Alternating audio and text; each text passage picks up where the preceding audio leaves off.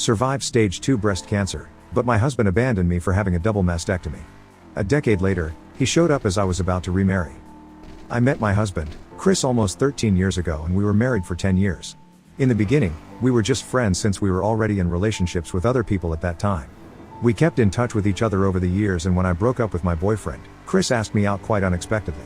Our first date went quite well and we started seeing each other more frequently. Looking back, our relationship has always been very chaotic and unhealthy from the very beginning. You see, he cheated on me multiple times throughout our relationship. The first incident occurred within a month of us being together. He went away to a hiking camp with his friends, something he does every year. While he was there, he was on some dating site and talked with a much younger girl where they exchanged inappropriate pictures with each other. I noticed a change in his behavior when he returned, so I asked him about it. He was evasive, so I decided to investigate. This is how I found out that he was chatting with this girl online and saw their messages. I confronted him immediately and he told me how his friends introduced him to the dating site. He tried to justify how it was just pictures, but I expressed that this was not acceptable to me. We had a conversation about our boundaries, and in the end, I decided not to blow it out of proportion since our relationship was just starting. The second instance was when I discovered that he had continued to maintain contact with his ex-girlfriend throughout the first 4 years of our relationship. She would sometimes reach out to him every time she broke up with a new guy, and instead of blocking her or ignoring her, he would reply back to her and try to pacify her. When I confronted him about it, he justified this by claiming he was just giving her harmless advice, so I should not be upset about that. He even went on to say how being friends with an ex is not a big deal. I was shocked to hear this and decided that it was time to talk to a therapist regarding these relationship issues that we were facing. Even though he was at first vehemently opposed to the idea, I convinced him to attend a few sessions with me. It turned out that our communication slowly started to improve, and the relationship saw positive changes. We became even closer and closer and eventually decided to get married in an intimate setting. Every one of our close family and friends attended our happy day. During that time, our relationship felt really good, and we were totally in love with each other. We enjoyed being together and felt content with our connection. We have always split bills from the very beginning, so even after our marriage we continued to do so. My ex was struggling a bit with some life choices and what to do next in his life, as he had dropped out of college years ago and had a low-paying job. His family as well was going through a very difficult period, with his parents splitting and his dad moving abroad for work. His relationship with his mother was not great either. He was unsure of his career path. I, on the other hand, was doing a degree at a very prominent college, and a D1 varsity athlete, so I had my life all figured out. He did not like me talking about my studies, so I never brought this up, as I did not want to make him feel less about himself. Every day after college I would go for my part-time job so I could pay my expenses around the house. Unfortunately, one day out of nowhere, I started having some pain around my arm and my chest area during training and went in for a full body work just in case. It turns out that there was a tear in my arms which needed to have an operation. I remember sitting feeling dejected hearing this, thinking about how I was going to miss practice for a couple of weeks, but this wasn't even the worst news. My doctor checked my blood work and told me that there was some abnormality there. Upon close inspection, they found a tumor in my breast. It was cancerous, but it was stage 2. I started crying and shaking hearing this and called Chris to come to the hospital. The doctor assured us that I was still going to be okay, as they had caught it early on. The revelation of my cancer diagnosis marked the beginning of a tumultuous chapter in our lives. In the beginning, my husband was extremely supportive. He spent hours and hours researching my treatments and the best surgeons to debulk the tumor. We found a great surgeon in Pittsburgh, so we scheduled an appointment with him. Meeting this doctor wasn't easy, but this was the best decision of my life, as he was quite experienced. He told me from the very beginning the risk of the surgery and that he may have to cut out some fat from my breast. My husband and I both didn't care as long as I was going to be okay. I went into surgery and the doctor spent 18 hours taking out the tumors from my breast. It was a successful surgery, and I remember my husband crying into my arms in joy.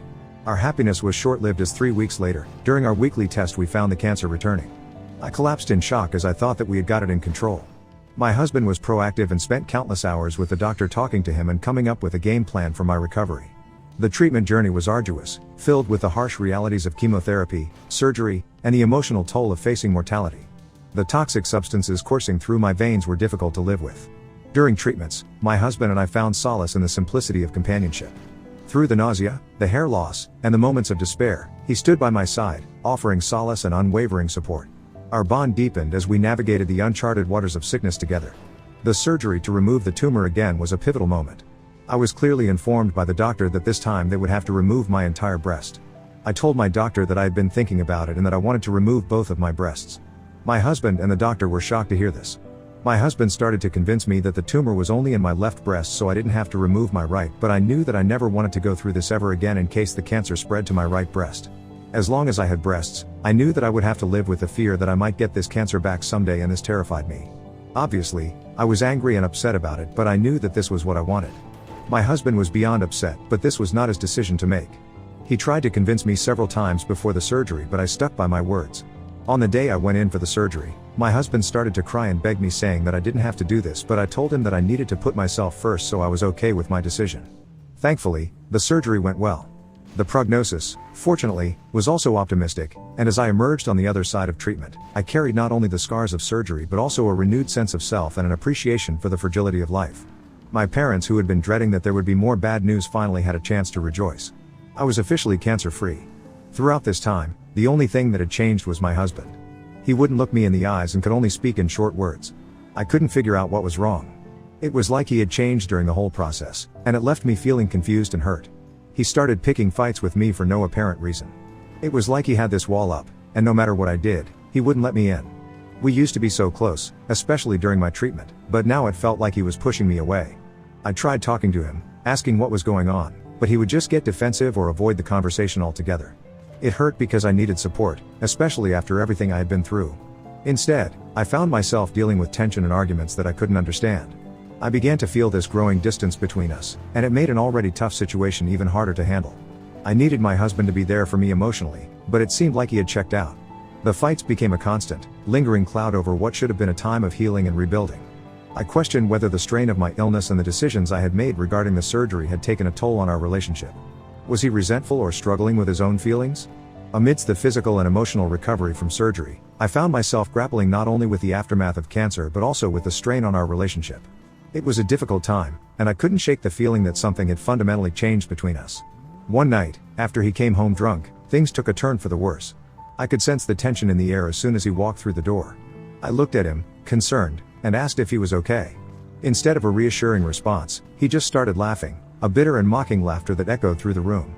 "It's not like you can do something about it," he said, his words cutting through the air. I was taken aback, not understanding what had triggered such a harsh remark. I persisted, asking him what was wrong, hoping for an explanation that would shed light on the sudden animosity.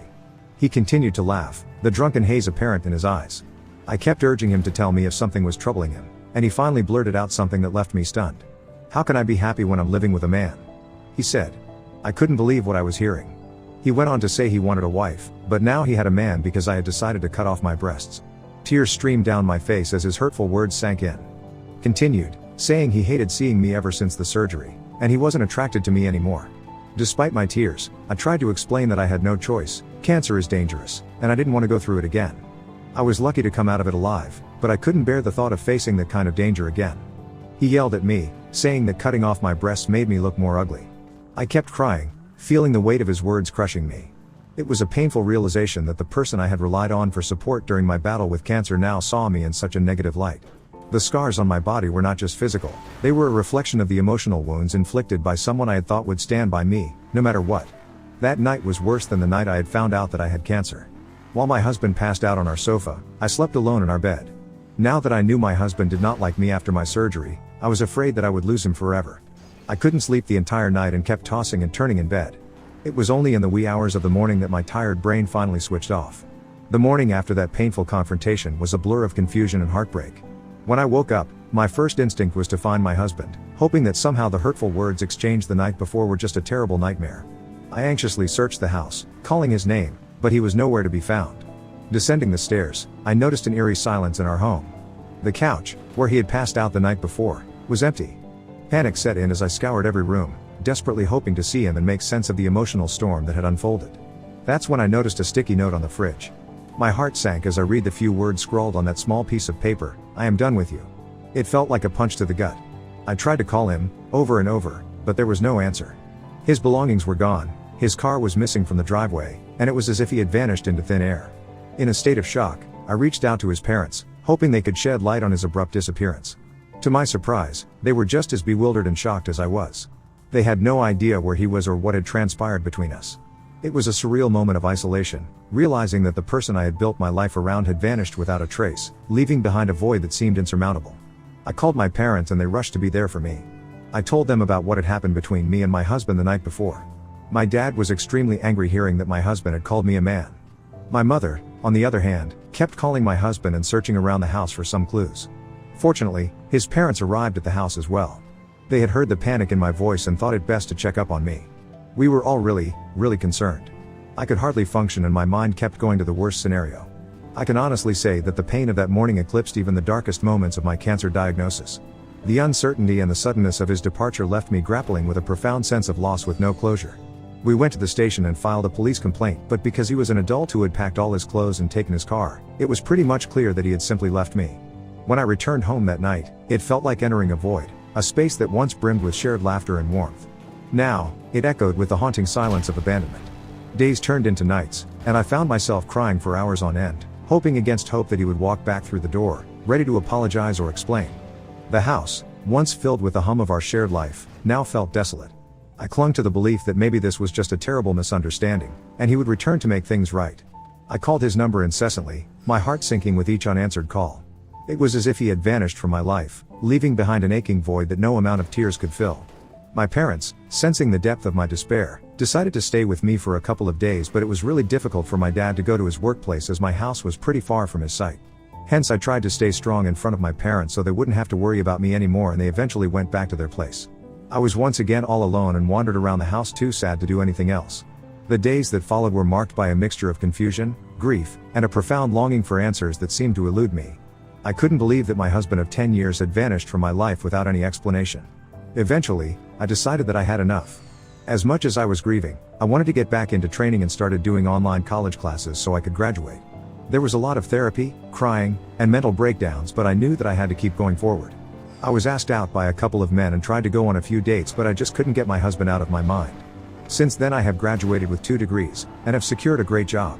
I have healed a lot through therapy and worked hard on myself to become better and stronger. I met Paul while we were working. He was a client of mine and I was never looking to date him.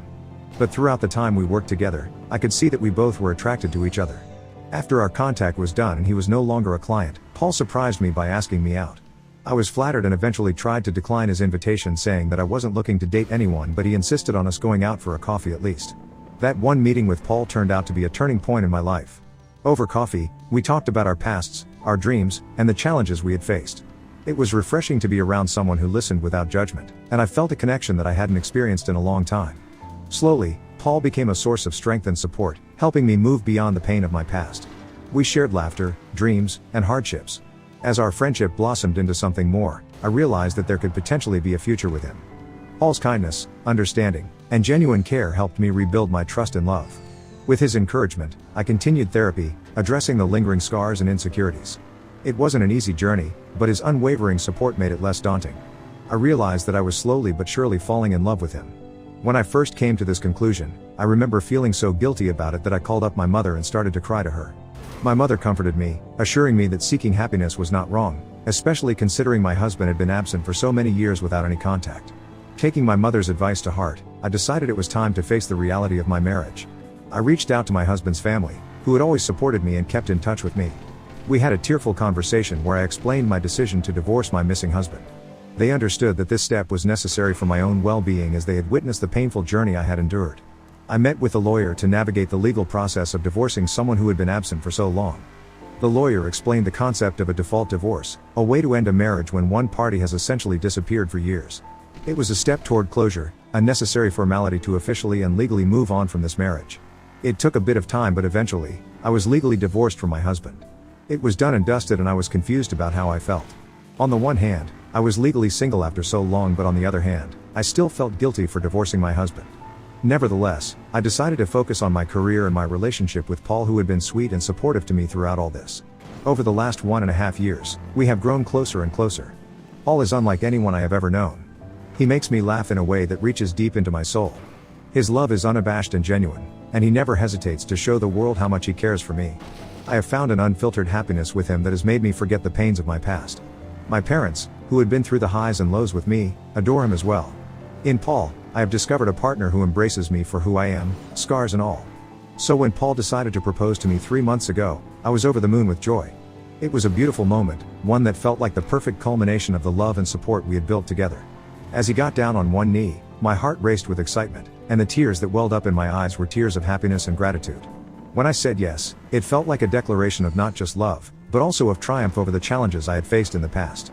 I couldn't wait to spend the rest of my life with Paul, the man who had brought light into my life. With the engagement ring sparkling on my finger, I couldn't contain my excitement. I immediately called my parents to share the wonderful news. Their joy mirrored mine, and we celebrated the upcoming union with laughter and tears of happiness. Paul and I wasted no time in starting to plan our wedding, excited about the prospect of building a life together. The venue, the guest list, and the details of the ceremony became shared endeavors that strengthened our bond. Today is the day I am about to get married to the man of my dreams. This is supposed to be a happy day, but here I am sitting in the washroom and crying as I type this. You see, the morning started pretty much normal. I spent the night at my parents' place as the bride and groom were not supposed to see each other before the wedding. Me, my mom and the rest of the bridesmaid squad got ready at the house and drove to the venue. While I was busy with photo shoots with my bridesmaid, I watched my ex-husband's mom enter the venue. She looked around and spotted me. I gave her a polite smile and she waved back. She then walked towards my mother and started whispering something to her. I watched both of them head to a corner furiously whispering to each other. 10 minutes later, my mother approaches me in the middle of the photo shoot and tells me that she has something to tell me urgently. I looked at her and I knew something was wrong. I excused myself in front of everyone with the pretense that I needed to go to my room and get a touch-up. My mother's face wore a solemn expression as she locked the door behind us. Immediately sensing something was amiss, I asked her if something had happened to Paul, my heart pounding with fear. She shook her head, and with a grave expression, she motioned for me to sit down.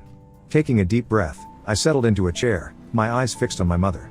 I felt a knot of anxiety forming in my stomach as she began to speak.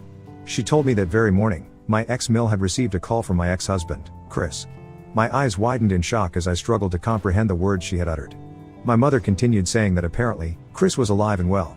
He was currently living in Canada and had been concealing his whereabouts from everyone, including his parents. The revelation hit me like a physical blow. My mind had stopped functioning as I grappled with the shocking information.